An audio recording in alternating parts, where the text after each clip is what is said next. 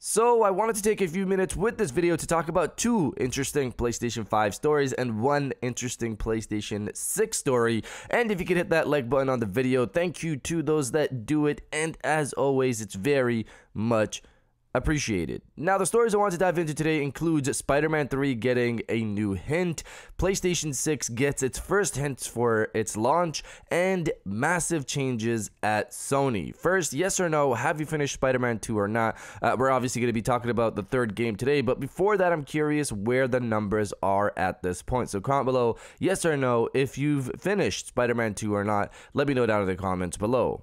Now, diving into the first story of the video, massive changes at Sony. So, a big announcement dropped out of nowhere yesterday, revealing some disappointing information when it comes to first-party studios from PlayStation.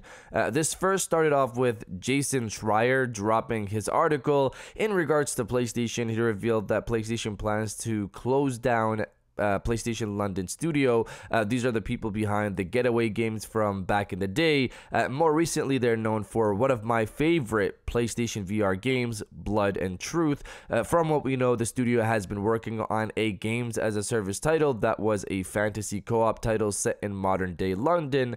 We only got a concept image of that game when this information was shared back in 2022. Jason Schreier then dropped another report stating that Twisted Metal Reboot, the title that was in the works at Firesprite, has now been cancelled as well. Not long ago, very recently, we had rumors pointing to this game being revealed soon, but according to Jason Schreier, the game was in early development and apparently wasn't even greenlit. That was wild to hear, considering this game was rumored to release last year with the show's first season. I think what happened here was this game was being worked on at Lucid Games before Firesprite had it, and then the development was restarted. Maybe PlayStation didn't like what they saw at Lucid Games and they gave it to Firesprite, and this led to the early development comment from Jason Schreier, because again, this game has been rumored for a while.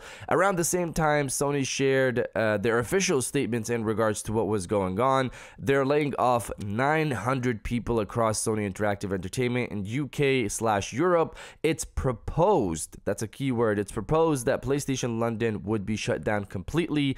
Firesprite and Guerrilla Games would also have reductions. In the US, Insomniac Games, Naughty Dog, as well as their technology, creative, and supportive teams will have reductions as well. It's interesting wording. For UK and EU, they say proposed. They don't say that for the United States side of the situation. I hope this means in the UK side, it isn't final, because it would suck to lose another VR studio like PlayStation London Studios. So far, it looks like Sony is moving away from games as a service titles, with Factions 2, my beloved Factions, being cancelled, Twisted Metal and PlayStation London Studios games as a service title seemingly being cancelled as well.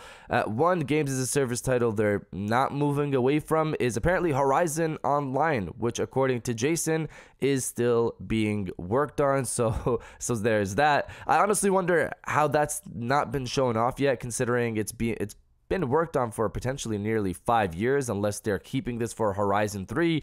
But that's the news there. I hope the developers find new homes in other studios fast, and I hope Sony starts showing off some first-party content in the near future that's of course not from Insomniac. Give Insomniac a break for a bit. Like, what's going on with Concord? It comes out this year and we've still seen nothing. 10 seconds.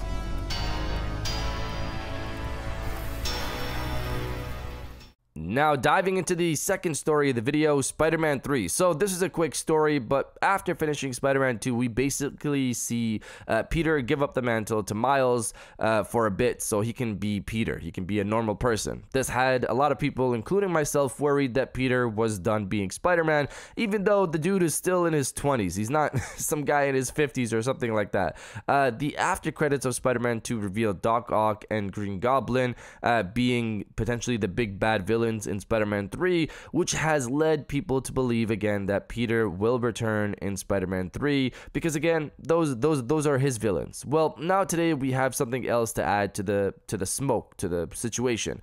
The voice of Peter Parker, Yuri Lowenthal, has commented on Peter's future, saying this: Peter Parker would love to believe that he can just turn it off and not be Spider-Man anymore and live a completely normal life, but I don't think that's what's going to happen. So this pretty much points to Peter's potential return, which fans, including myself, expected, especially after the after credits in Spider-Man 2. I'm happy to hear this, but of course, this isn't a full-on confirmation. Obviously, this is just Yuri Lowenthal commenting on the potential future of Peter Parker in the Insomniac Spider-Verse.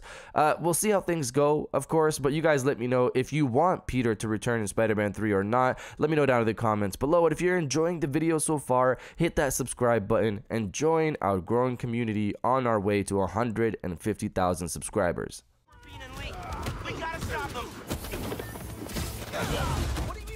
And now diving into the final story of the video, the first hint for PlayStation 6. So this was an interesting story. Earlier this month, we spoke about a potential PlayStation 6 launch title. That title was the possible remake of Bloodborne, similar to the Demon's Souls remake being there for the PlayStation 5 launch. That was just a rumor, but there seems to be potentially more smoke to this situation. Reading from Push Square, Sony owns the Bloodborne IP, so From Software has no real control over what happens with it, but as part of a rare interview opportunity with Hidetaka Miyazaki, Eurogamer posed the question of a Bloodborne remake to the game's own creator. It is a title we hold very dear, and just as much as our fans, it does make me very happy to see that there are still so many people passionate about it, he said. Miyazaki believes that new hardware is definitely a part of what gives these remakes value, and that things like being able to render specific expressions sometimes makes it possible when it wasn't before on an older console.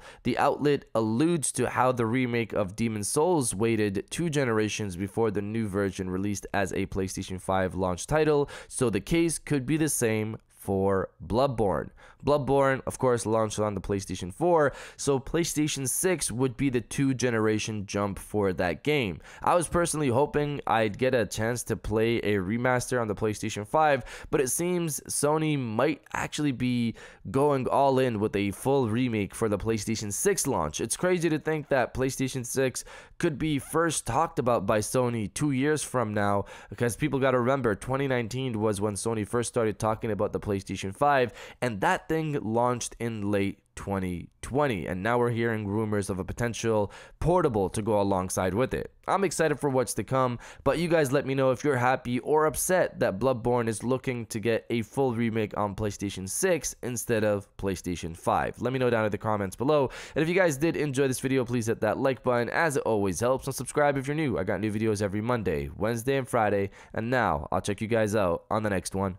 And welcome back to the after show. This is the part of the video where we have a little fun down in the comments below. If you're old, welcome back. If you're new, welcome. For today's thing, what I want you guys to do is the body, obliterate, destroy, and overall harass the comment section with Bring On the Show. I think it's time Sony started showing what first-party studios are doing. We just haven't really been seeing anything, and now we're hearing some disappointing news for the developers, disappointing news for multiple titles. I think Sony just needs to start showing us something, just anything, hopefully in the near future. If you want that like I do, destroy the comment section with Bring On the Show, and I'll definitely heart those comments like I always do, because I appreciate everybody who stays to the end of my videos. And now, I'll check you guys out on the next one.